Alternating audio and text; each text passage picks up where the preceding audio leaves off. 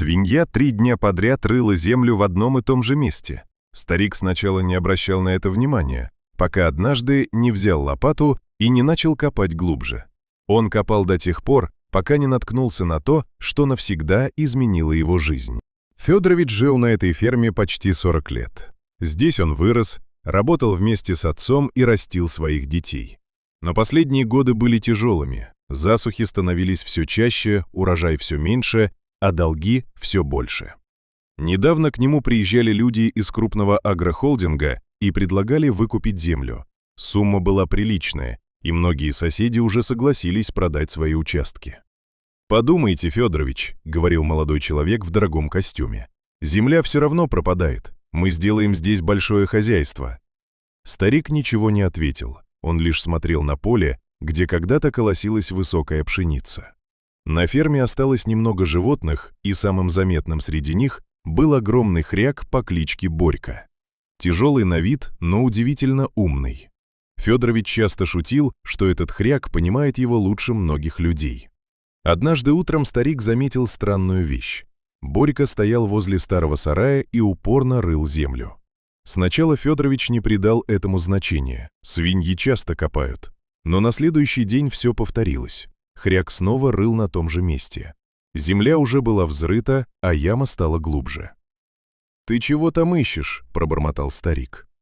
Борька даже не отвлекся и продолжал рыть с таким упорством, словно точно знал, что под землей что-то есть. На 3-й день Федорович решил проверить. «Ну ладно, посмотрим, что ты там вынюхал». Он взял лопату и начал копать рядом.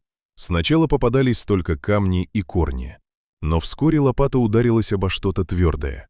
Старик остановился и осторожно разгреб землю руками. Из-под грязи показался угол старого деревянного ящика. Сердце у него забилось быстрее.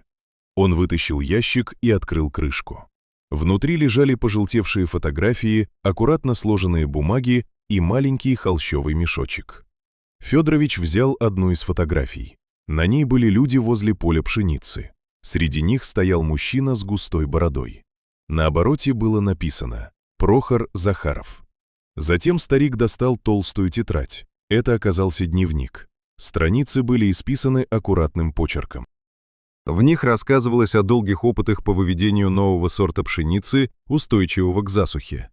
Листая записи, Федорович вдруг остановился. На одной странице было написано: «Сорт назвал «Жар-птица». Если все получится, эта пшеница сможет расти даже тогда, когда земля почти не дает влаги». Рядом лежал тот самый холщовый мешочек. Старик осторожно развязал его. Внутри были зерна. Он долго сидел возле сарая, держа их в руках и думая только об одном: а вдруг? На следующий день Федорович вспахал небольшой участок и посеял найденные семена. Прошли недели. Весна выдалась сухой, дождей почти не было. Соседи жаловались, что посевы снова погибают. Но однажды утром Федорович вышел на поле и замер. Там, где он посадил старые семена, зеленые всходы уверенно тянулись вверх. Пшеница росла даже тогда, когда земля вокруг оставалась сухой. К середине лета колосья стали высокими и крепкими. Такими Федорович не видел их уже много лет. Соседи приходили смотреть на поле. «Что ты за семена посеял?» – удивлялись они. Старик только улыбался. Осенью он собрал отличный урожай, расплатился с долгами и больше не думал о продаже земли. А старый хряк Борька по-прежнему лениво гулял по двору, словно ничего особенного и не произошло. Но каждый раз, проходя мимо сарая, Федорович останавливался и тихо говорил: «Спасибо тебе, Борька. Без тебя я бы никогда этого не нашел». Иногда судьба прячет самые важные вещи прямо под ногами. Нужно лишь терпение.